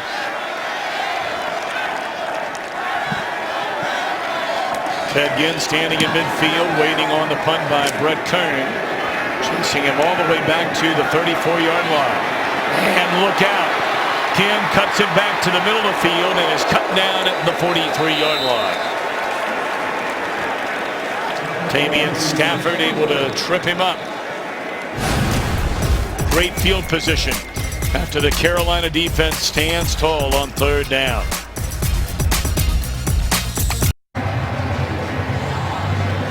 Carolina defense, boy, they are as advertised. They've been in the top 10 the last 3 years. The only other team that can say that, the only two, Seattle and the 49ers. That's big-time company right there when you're talking about putting that type of production out. Now the next step for Tennessee, they've controlled this half. Can they create a turnover, make a big play, take it away from Carolina? Quick throw to Contry and read beautifully on the far side by Cody Riggs, a rookie out of Notre Dame. Riggs, nice job with an open field tackle like that. I mean, he identifies it, knows the receiver's backs to him, and closes in quick, wraps him up. Great open field tackle on this. This is what we talked about in the first half with how well Carolina closes. Cody Riggs trusted his eyes, saw the play, no hesitation, went right to the receiver and made the tackle. Blitz coming on a 2nd down and 12. First time we've said the name Greg Olsen since the opening quarter. Right now, let's check in with Kurt Menefee for a game break. We mentioned earlier that Kirk Cousins had thrown 4 touchdown passes. The defense helping out as well. Deshaun Golson picks off Drew Brees. It actually went through the receiver's fingertips, but nonetheless, 35 yards later, they're up 44-14. Tom, Charles, and Goose. That seems to be the one team nobody talks much about in the NFC East. And just when you think they're going to take a step back, here they come again. And we thought New Orleans was on the march, and now this could be 2 straight weeks with losses. That's a brutal defense. 3rd down, Tolbert out of the backfield. And he is taken down, first down to the 17-yard line by BWM. The most underrated aspect of Mike Tolbert's game, because he certainly doesn't look it, is his ability to catch the football. Watch Tolbert get out of the backfield and make a really nice catch. And then, of course, look at what happens after the catch. See how he caught that one? That wasn't a body catch. Hands, catches the ball soft, puts it away, and now go ahead, deal with it. Deal with me. Get them arms around it. I mean, good luck with that. Stewart with running room back to the inside, and he's inside the 5-yard line. We're talking about Carolina along with New England and Cincinnati all being undefeated. Here's an interesting stat. It doesn't hurt. The Bengals and the Panthers, 18 of their drives this year, most in the NFL, have started inside their opponent's territory. Both create a lot of takeaways. Ladies and gentlemen, takeaways turn into short fields. Those usually turn into points.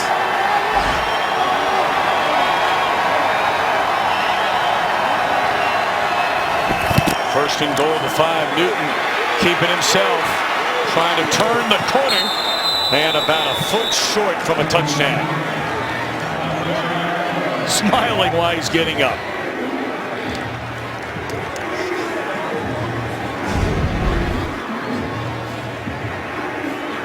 It really showed a formation to the opposite side because they went with 3 offensive linemen and had Michael Orr flipped over to the opposite side as the tackle, and then Newton ran it back short side and was just a little bit short getting to the end zone.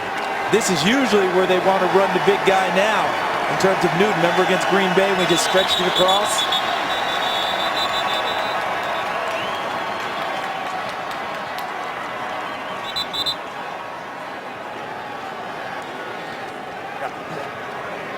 The ball had to be removed. We'll reset the play clock to 10 seconds. It'll wind on my signal. So they need to get up on the line to be ready to go. Yeah, Greg Olson said, forget that huddle stuff. We gotta get Let's up. go. Stewart waiting on a signal. None given yet.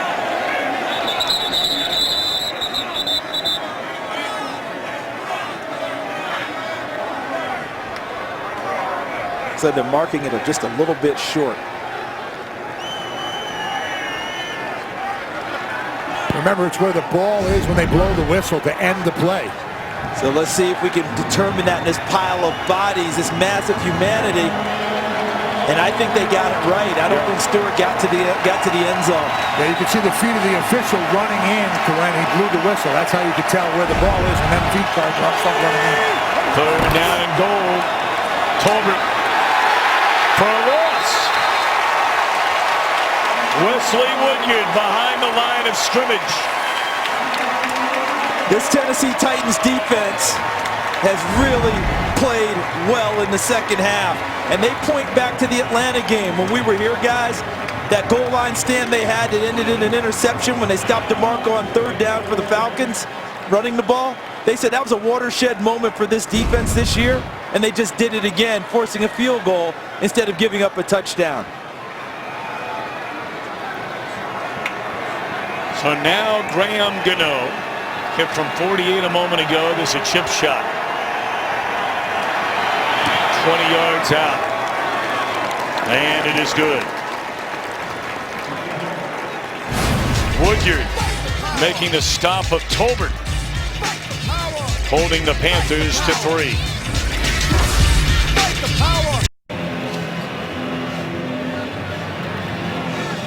Carolina 9:06 away from going to 9-0 on the year. New England will play later this afternoon in the Meadowlands against the Giants. We know the history there in being undefeated. The Bengals will play at home tomorrow night against the Houston Texans. And you said earlier, no three teams have ever gotten to 9-0 in NFL history. We'll see if that holds. The most fearless voice in sports will talk all about it. He's on FS1. The one and only Colin Cowherd. Tomorrow we'll talk with Champ Bailey and Joe Theismann. Every weekday at noon Eastern, only on FS1. And we saw Joe T in Atlanta. He must be promoting something. You know, he doesn't go on TV unless he's getting a check. I love Joe. Tony, we're waiting for Colin to call you and offer that check for a little time. We'll find something first. We'll figure something out. There you go. All right, Panthers have work to do. The Titans have work to do. Down by 10, and that's not a good way to get started.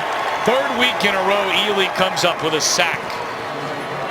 And guys, we've talked a lot this half about how well the Tennessee Titans are playing on defense. Here's Coney Ely, who's really jumped his game up from his rookie year, where he struggled and struggled, but look at him stay with it and continues to pursue and get there. But guess what? This Carolina Panthers defense, we haven't talked as much about in the second half. They're not letting the Titans gain on them. It's a really, really, really good Panthers defense. Second down, Mariota looking for a screen, and this time wisely throws it to stands. He's learned. And now Kuechly's going to ask and say, was he in the pocket in throwing it away? And that would be a safety for intentionally grounding in the end zone. And Walt Anderson informed him, no, he's not getting that call.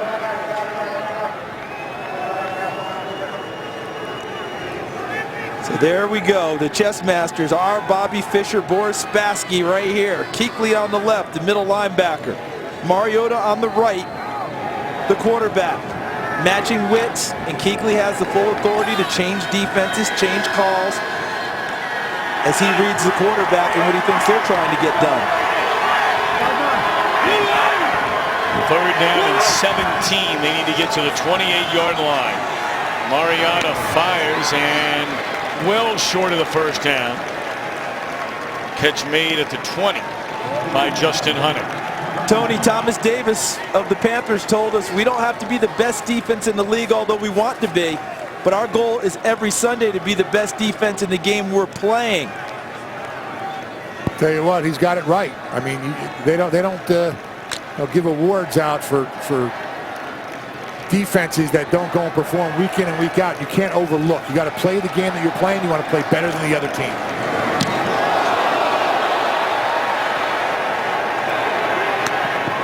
Kim will turn to the 25-yard line, across the 30, the 35, and spun down right there. Colin Jones so close to getting this one.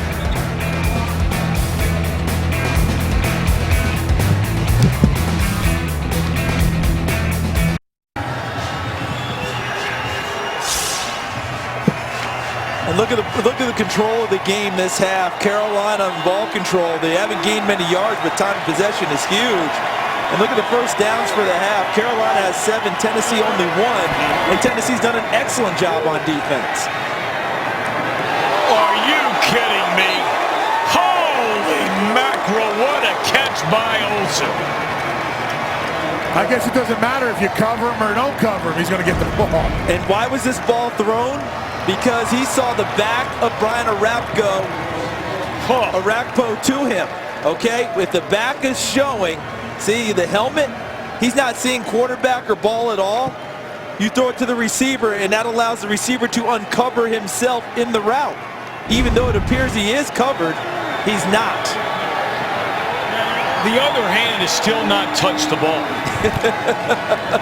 He caught it, brought it in, cradled it, and used the other hand to land softly on the ground. And remember, when Cam throws it, it's not usually a touch pass, is it? There's usually a little zip on it. Look at that. To your point, one hand cradles it to the body. As you said, Tom, the second hand never even comes into play other than to help break his fall. Greg Olsen went to the Pro Bowl for the first time last year. Make your reservations for this season, Greg Olsen. You know, you look back and you say, how in the world did the Chicago Bears trade this guy? 2 years after drafting him in the first round. Couldn't believe it might happen. Stewart. He missed the first 2 games of his NFL career with a knee injury in the preseason of his rookie year. He has never missed a game since then. 134 straight coming into today. Yep. And that's amazing longevity and durability in this league. And this Tennessee defense, which has been so valiant this half, do you get the sense they're worn down a little bit, guys? They've been out there a lot and had to deal with a lot of plays. And I'll tell you what, Carolina's offensive, take a look at the clock. They're just wearing the clock out. Long drives, keeping it going, moving the chains, not giving an opportunity to the other team to go and get back on the field. But is this not really what Carolina is? They're not running the ball as well today. They may not get to 100 yards. They're knocking on the door. They have 87. Cam telling us it's a first down to the chagrin of the Tennessee faithful. But again, we showed you the 8-0 teams. Brady, New England averaging 35 a game. Dalton and the Bengals, so many stars on offense. Dalton having a big year. And then there's Carolina. Quarterback can do a little bit of everything. They just find a way to win games. And they control the ball. They don't turn the ball over and give the opposing team extra time with it.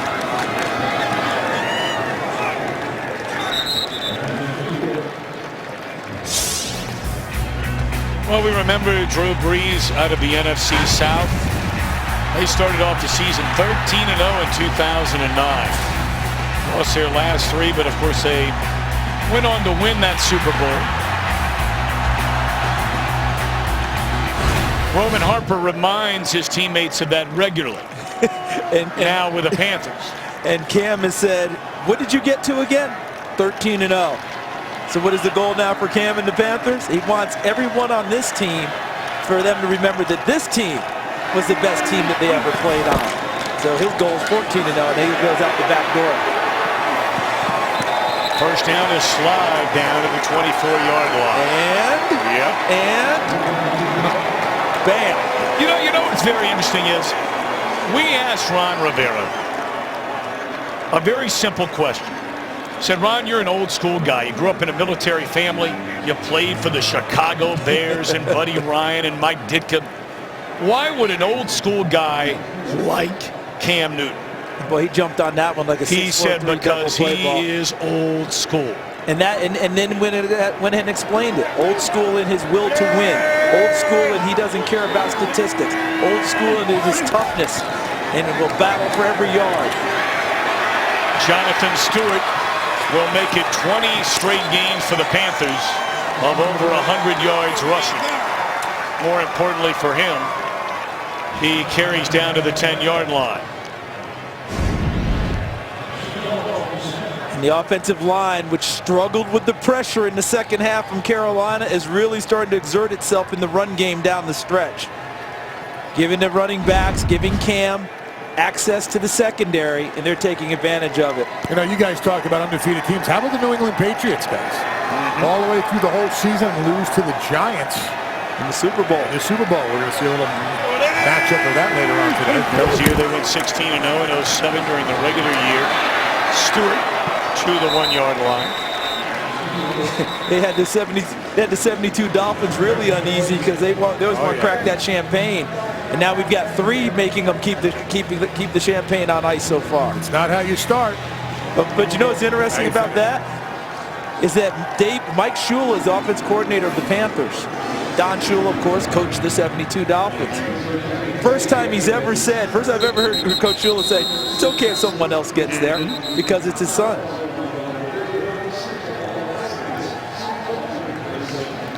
Well, you know how much was made Cam early in his career. His body language turned a lot of people off. Charles, sort of surly, pouted a lot. But look, the guy was still so young. He was a kid. I think we forget that so often. And you put a lot on him. The #1 pick in the draft, face of the franchise immediately. Veterans help bring him along. And Thomas Davis, who's one of the best veterans you're going to find, we asked him about that. And what did he say? It's night and day. He said, but he was a young man who had to deal with a lot and had to mature. And we're seeing that now each and every day. And all those little kids right there, you won't have any problem finding out that they're Cam fans. No. Their only problem is who's going to wrestle who to get a touchdown. Because they're down there lining up.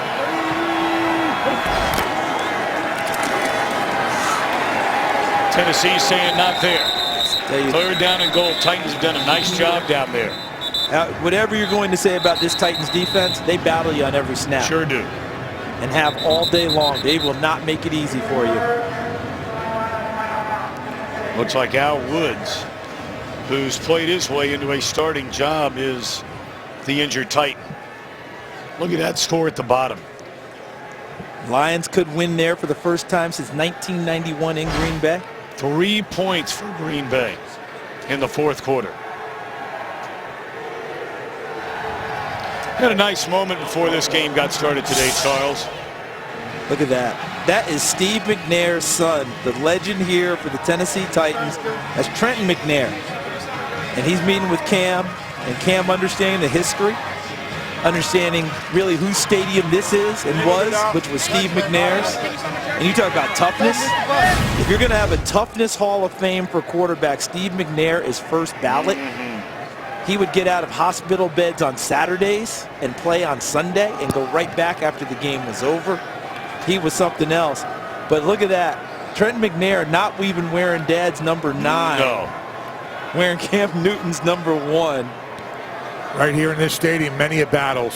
And Tony, you know all about him. Am I wrong about Steve's toughness? Tony, you had some great battles Man, here. I'll tell you, just on our way to the Super Bowl, we had to come through here at Tennessee, and I'll tell you what, you couldn't give him any kind of breathing room, because if you did, he could explode and he could change the game in a second. And they had some great teams and great battles. A lot of memories on this field I have. A lot of memories.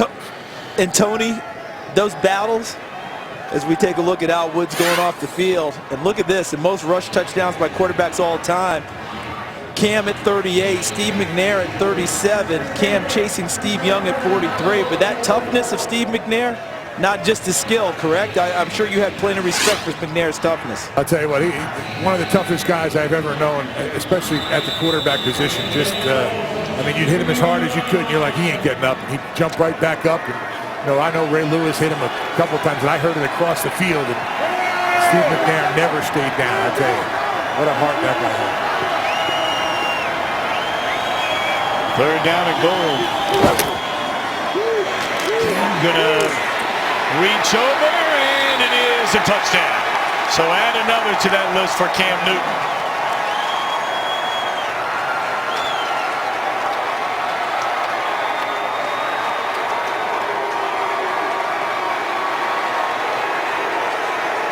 And Avery Williamson had had enough. It's a frustrating day for the Tennessee Titans, and they feel like the celebration was excessive. And this is the flip side. His teammates get him. The opponents aren't real happy with it. And he'll go retrieve the football.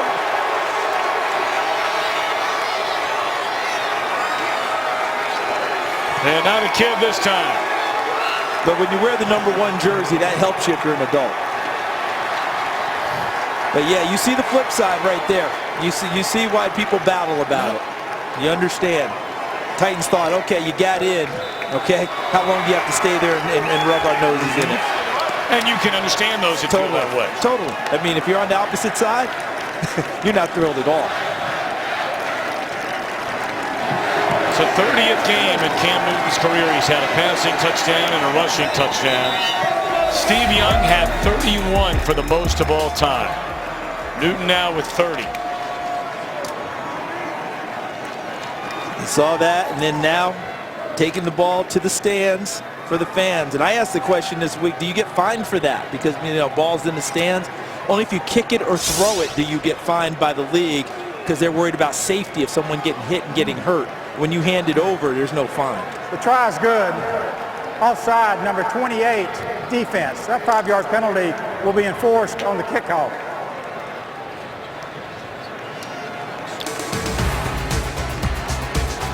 Panthers about to go to 9-0. And if you play with Cam Newton, you get it. But as an opponent, game's decided. That's an extended celebration if you're an opponent. Tony Siragusa, you've been in these situations before. Yep. You know, at a certain point, right? Celebrate, but let's move on. Avery Williamson and crew jumped in on it. Listen, you know, you can't disrespect the other team. At some point, you got to act like you've been there before. Yep. You know, there's one thing about celebrating, and there's another thing about rubbing it in the other person's face. Because at some point in your career, you're going to be that other guy, and you don't want them to do that to you. So it's a respect thing that players have in this league.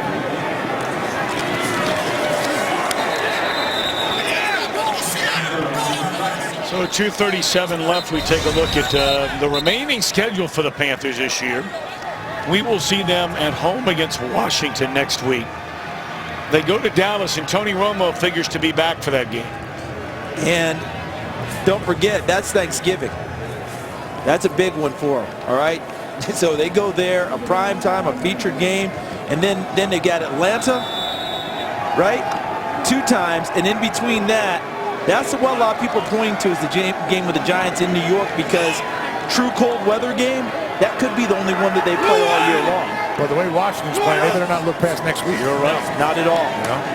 No one talks about them in the NFC East, but they're lighting it up a little bit. I'm with you, Tony. It's interesting. Nobody talks about the Redskins. You know, they talk about Dallas and, you know, what are they going to do when they get Romo back? And, you know, Philadelphia had a big lead early in the game. Now they're losing to Miami in a 4th quarter. Who wants to seize the NFC East? We keep waiting for who it's going to be. Will someone emerge? And look at that beautiful throw. Beautiful throw to Hunter. And that'll take us to the 2-minute warning. 2 minutes away from a 9-0 start for Newton and the Panthers.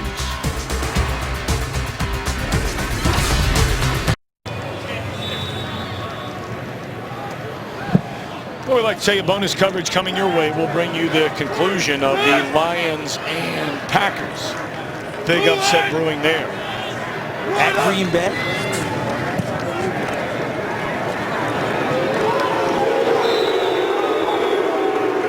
Kuechly on the stop. Let's check in with Mike Hill back in Los Angeles. Cowboys and Bucks.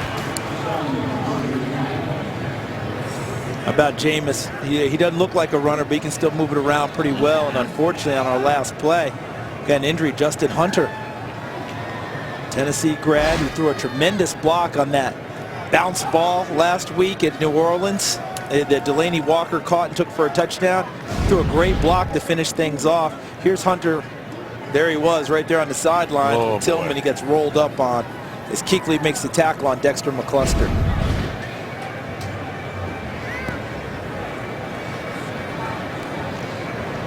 That's unfortunate.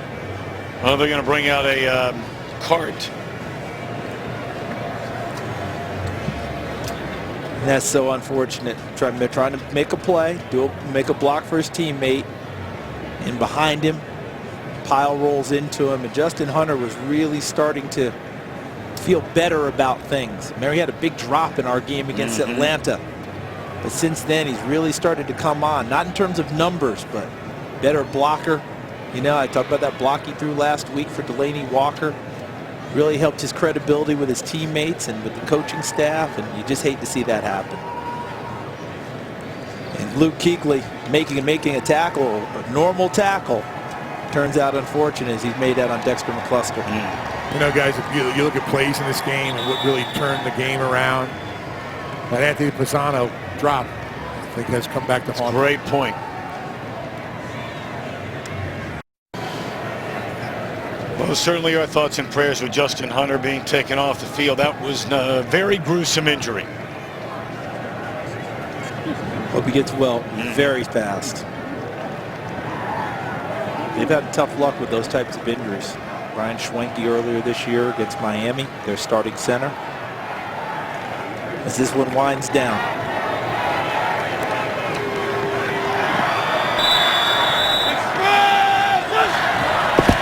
27-10, and that'll be incomplete. Third down. It was Rico Richardson who had to come into the game after the Justin Hunter injury. A free agent, undrafted, but got everyone's attention. He ran a 4.38 in pre-draft workouts, and all of a sudden people were like, let's take a look at this guy.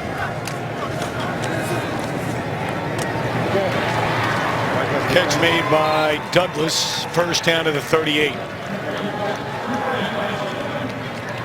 Game today produced by Mark Titleman, directed by Greg Scopatone. Our associate director, Alex Olson. It is a turnover. That guy Kuechly, man, he plays to the last second on the clock, I'll tell you that. He's something, guys. He usually takes it away with interceptions. He had, coming into the game, he had a big interception in overtime to seal the victory against Indianapolis. This one he knocks away. I believe that's his first forced fumble of the year. And boy, was that impressive. That was textbook. That's training tape right there in terms of the tackle. You talked about it earlier, Tony. Being able to get good position, good leverage, almost like the wrestling moves that you put on in high school when you were a state champion. Yeah. I never shot. I never went for the legs. The guys that I wrestle are always too big. They would squish me. Take them up top. Oh, up top. Little Greco-Roman. There you go. Green Bay has scored, so 5 minutes remaining in that game. We're going to be sending you there after one more snap of the football. Well, we told you Newton, a rushing touchdown. He's thrown for a touchdown. 30th time he's done that in the game. Steve Young, the all-time leader, with 31 of them. Wow. Yeah, people forget the athlete Steve Young was, huh? Oh, yeah. So that's going to do it. Ron Rivera's Carolina Panthers will go to 9-0 on the year. New England will try and go to 9-0 later today. Cincinnati tries to go to 9-0 tomorrow.